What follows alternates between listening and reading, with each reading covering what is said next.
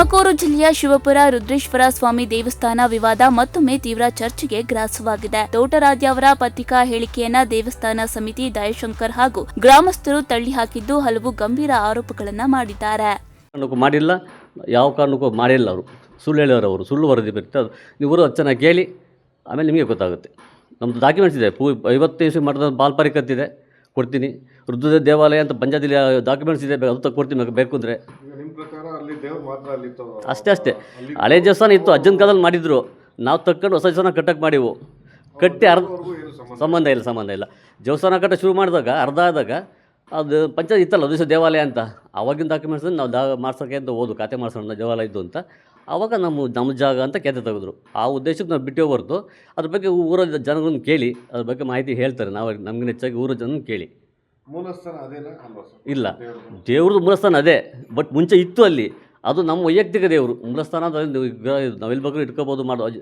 ಈ ಜಗಳ ಬಂದಾಗ ಯಾಕೆ ಗಿರಿಗಬೇಕು, ಎತ್ಕೊಂಬಂದು. ಶಿವಪುರ ರುದ್ರೇಶ್ವರ ಸ್ವಾಮಿ ದೇವಸ್ಥಾನದ ಆಡಳಿತ ಹಾಗೂ ಪೂಜಾ ಹಕ್ಕಿನ ವಿಚಾರಕ್ಕೆ ಸಂಬಂಧಿಸಿದ ವಿವಾದ ಇದೀಗ ಹೊಸ ತಿರುವು ಪಡೆದುಕೊಂಡಿದೆ. ಇತ್ತೀಚೆಗೆ ತೋಟರಾಜ ಅವರು ನೀಡಿದ ಪತ್ರಿಕಾ ಹೇಳಿಕೆಯನ್ನ ದೇವಸ್ಥಾನ ಸಮಿತಿ ದಯಾಶಂಕರ್ ಮತ್ತು ಗ್ರಾಮಸ್ಥರು ಸಂಪೂರ್ಣವಾಗಿ ತಿರಸ್ಕರಿಸಿದ್ದಾರೆ.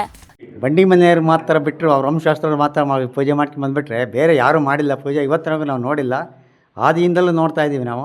ಅವರು ಪಾರಂಪರೆಯನ್ನು ಮಾಡ್ಕೊಂಬಂದು ಬಿಟ್ಟರೆ ಬೇರೆ ಯಾರೂ ಮಾಡಿಲ್ಲ. ಅಷ್ಟೇ ಸ್ವಾಮಿ, ನಾವು ಇನ್ನೇನು ಹೇಳಕ್ಕೆ ಸಾಧ್ಯವಿಲ್ಲ. ಊರಿಂದ ತೋಟರಾಜ್ಯ ಅವರು ದೇವಸ್ಥಾನದಲ್ಲಿ ಪೂಜೆ ನಡೆಸ್ತಾ ಇರಲಿಲ್ಲ. ಅವರ ಕುಟುಂಬ ಅಥವಾ ವಂಶಕ್ಕೂ ಈ ದೇವಸ್ಥಾನದೊಂದಿಗೆ ಯಾವುದೇ ಸಂಬಂಧ ಇಲ್ಲ ಎಂದು ಸಮಿತಿ ಹಾಗೂ ಗ್ರಾಮಸ್ಥರು ಸ್ಪಷ್ಟಪಡಿಸಿದ್ದಾರೆ. ಸಾರ್ವಜನಿಕರಲ್ಲಿ ಗೊಂದಲ ಸೃಷ್ಟಿಸುವ ರೀತಿಯಲ್ಲಿ ತಪ್ಪು ಮಾಹಿತಿ ಹರಡಲಾಗ್ತಿದೆ ಎಂಬ ಆರೋಪವನ್ನ ಮಾಡಿದ್ದಾರೆ. ನನಗಲ್ಲಿ 67-68 ವರ್ಷ ಈ ದೇವಸ್ಥಾನನ ನಮ್ಮ ಅಜ್ಜ ಪೂಜೆ ಮಾಡ್ತಿತ್ತಂತೆ. ನಮಗದು ಮಾಹಿತಿ ಗೊತ್ತಿಲ್ಲ. ನಮ್ಮ ದೊಡ್ಡಪ್ಪ ಪೂಜೆ ಮಾಡ್ತಿದ್ರು, ನಮ್ಮ ಅಪ್ಪಾರು ಪೂಜೆ ಮಾಡ್ಕೊಂಬಂದರು. ನಮ್ಮ ಅಪ್ಪ ತೀರೋದ್ಮೇಲೆ ನಾವು 3 ಜನ ಅಣ್ಣ ತಮ್ಮಗಳು. ಮೊದಲನೇರು ಅಪಾಯಿಂಟ್ ಆಯಿತು, ಅವರು ಕೆಲಸಕ್ಕೆ ಹೋದರು. 2ನೇ ವರ್ಷದಿಂದ ಮಾಡಿರು, ಅವರು ಮದುವೆ ಆಗಿ ಎಂಟಿ ಮನೆ ಸೇರಿರು. ನಾನೇ ಪೂರ್ವದಿಂದಲೂ ಈ ದೇವರಿಗೆ ಪೂಜೆ ಪುನಸ್ಕಾರ ಮಾಡ್ಕೊಂಬಂದಿದ್ದೀನಿ. ನಮಗೇನಪ್ಪ ವರಮಾನ ಅಂದರೆ ಸುಮಾರು ಒಂದು 6-7 ಕುಂಟೆ ಗದ್ದೆ ಬಿಟ್ಟಿದ್ದಾರೆ.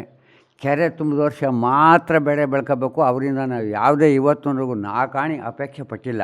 ನಮಗೆ ಈ ದೇವ್ರು ನಮಗೇನು ತೊಂದರೆ ಮಾಡಿಲ್ಲ. ಬೇರೆಯವರು ಈ ನಮ್ಮ ದೇವಸ್ಥಾನಕ್ಕೆ ಬರೋಕ್ಕೆ ಸ್ವಲ್ಪ ಹಿಂದು ಮುಂದೆ ಹೆದರಿಕೆ ಅಂತಾರೆ, ಯಾರೂ ಬರೋಲ್ಲ. ಇವತ್ತಿನವರೆಗೂ ಒಂದು ಪ್ರಾಣಿ ವರ್ಜನಾಂಗಕ್ಕೆ ನಾವು ಫಲಹಾರನೇ ಕೊಡೋದಿಲ್ಲ. ನಾವು ಮಾಡೋ ಅಡುಗೆನೇ ಬೇರೆ, ಭಕ್ತಾದಿಗಳಿಗೆ ಮಾಡ್ಕೊಳ್ತಕ್ಕಂಥ ಅಡುಗೆನೇ ಬೇರೆ. ನಾವು ಮಾಡೋದು ಅಡುಗೆ 9 ಜನಕ್ಕೆ ಮಾತ್ರ ಮಾಡ್ಕೊತೀವಿ. ಅಲ್ಲೇ ಕಾಸು ಕರೆಸ್ಬಿಡ್ತೀವಿ. ಮತ್ತು ನಾನೇ ಪೂಜಾರಿ, ಮಧ್ಯಾಹ್ನ ಉಣ್ಣೋಣ ಅಂದ್ರೆ ಮತ್ತು ನಮಗಿಲ್ಲ. ಈ ಭಕ್ತಾದಿಗಳು ಮಾಡಿದ ಊಟನೇ ಮಾಡಬೇಕು. ಇದನ್ನು ಯಾರು ಬೇರೆ ಯಾವ ಕಾರಣದಿಂದಲೂ ಇದು ಮಾಡಿ. ದೇವಸ್ಥಾನದ ಸಂಪ್ರದಾಯ ಮತ್ತು ಇತಿಹಾಸದ ಬಗ್ಗೆ ಯಾವುದೇ ತಪ್ಪು ಕಲ್ಪನೆ ಮೂಡದಂತೆ ಸತ್ಯಾಂಶವನ್ನ ಜನರ ಮುಂದೆ ಇಡುವ ಅಗತ್ಯವಿದೆ ಎಂದು ದೇವಸ್ಥಾನ ಸಮಿತಿ ತಿಳಿಸಿದೆ. ವಿವಾದದ ಕುರಿತು ಮುಂದಿನ ಬೆಳವಣಿಗೆಗಳತ್ತ ಸ್ಥಳೀಯರ ಗಮನ ನೆಟ್ಟಿದೆ. ಪ್ಲೇಗ್ ಬಂದಿತ್ತು ಆ ಕಾಲದಲ್ಲಿ. ಪ್ಲೇಗ್ ಬಂದ ಕಾಲದಲ್ಲೂ ಕೂಡ ನಾವು ಈ ದೇವರನ್ನ ನಮ್ಮ ಮನೆ ಬಿಟ್ಟು ಹೊಲದಲ್ಲಿ ಇಟ್ಕೊಂಡಿದ್ದು. ಹೊಲದಲ್ಲಿ ಇಟ್ಕೊಂಡು ಅಲ್ಲಿ ಪೂಜೆ ಮಾಡಿದ್ವಿ. ನಾವು ಅವತ್ತಿನಿಂದಲೂ ನಾವು ಮಾಡ್ಕೊಂಬಂದಿದ್ವಿ. ಈ 83 ವರ್ಷದ ಅನುಭವದಲ್ಲಿ ಹೇಳ್ತಾ ಇದ್ದೀನಿ. ಕಲ್ಲನಜ್ಜ ಅಂತ, ಬಂಡಿ ಕಲ್ಲನಜ್ಜ ಅಂತ ಇವರ ತಾತ, ನನಗೆ ಚೆನ್ನಾಗಿ ಗೊತ್ತವರು. ಅವ್ರು ಪೂಜೆ ಮಾಡೋರು. ಅವರಾದಮೇಲೆ ಮರಳಪ್ಪ, ಚನ್ನಬಸಪ್ಪ ಮಕ್ಕಳು, ಹಿಂಗೆ ಉದ್ದಕ್ಕೂ ವಂಶಪಾರಂಪರ್ಯವಾಗಿ 3-4 ತಲೆಮಾರು ಮಾಡ್ತಾಯಿದ್ದಾರೆ. ಇದರಲ್ಲಿ ವೀರಣ್ಣಯ್ಯನವ್ರ ಮಗಂದು ಯಾರಿ ಯಾವ ಒಂದು ಅವಕಾಶವೂ ಇಲ್ಲ. ಈ ಸಾಮಾನ್ಯ ಪುರೋಹಿತ ಬಿನ್ನು ಕರಿಯರ್ ಲೈನರನ್ನು ಹಂಗೆ ಕರೆದು ಪೂಜೆ ಮಾಡಿಸೋರು ಅಷ್ಟೇ. ಅವ್ರನ್ನ ಇನ್ನೇನು ಅವ್ರಿಗೂ ಸಂಬಂಧ ಇಲ್ಲ. ಹಾಗಾಗಿ ಅವ್ರಲ್ಲೇ ಕಟ್ಟಕ್ಕೆ ಅಂತ ಮಾಡಿದ್ವಿ ನಾವು. ಅದು ಜಾಗ ಕಿಷ್ಕಿಂದ ಆಯಿತು. ಜೊತೆಗೆ ಅವನೇನು ಮಾಡ್ದ ಅಂದರೆ ಅವ್ರ ತಾಯಿ ಹೆಸರು ಜಮೀನು ಮಾಡಿಸ್ಬಿಟ್ಟ. ಈ ಸತ್ತು ಆಯಿತು, ಎಲ್ಲ ಆಯಿತು. ಅವ್ನ ತಾಯಿ ಜಮೀನು ನಾನೇ ಕಟ್ಟೋ ಮಟ್ಟ ಅಂದ್ಬಿಟ್ಟು ಇದು ನನ್ನ ಜಮೀನು ಇತ್ತಿಲ್ಲಿ. ಅದಕ್ಕೋಸ್ಕರ ಇಲ್ಲೇ ಒಂದು ಭವ್ಯವಾದ ಮಂದಿರವನ್ನು ಕಟ್ಟಿ ನಮ್ಮ ಭಕ್ತರ ಸಹಕರಿಸಿ ನನಗೆ ಕಟ್ಕೊಂಡು ಮಾಡಿದ್ವಿ. ಈಗ ಅವನಿಗೂ ಇದಕ್ಕೂ ಯಾವ ಸಂಬಂಧವೂ ಇಲ್ಲ. ಎಲ್ಲ ಊರಿನವರೆಲ್ಲ ಕೇಳಿದಿರಲ್ಲ. ಈಗ ನೀವು ಎಲ್ಲರೂ ಹೇಳಿದ್ದು ಒಂದೇ ಮಾತು ಬಂದಿದೆ.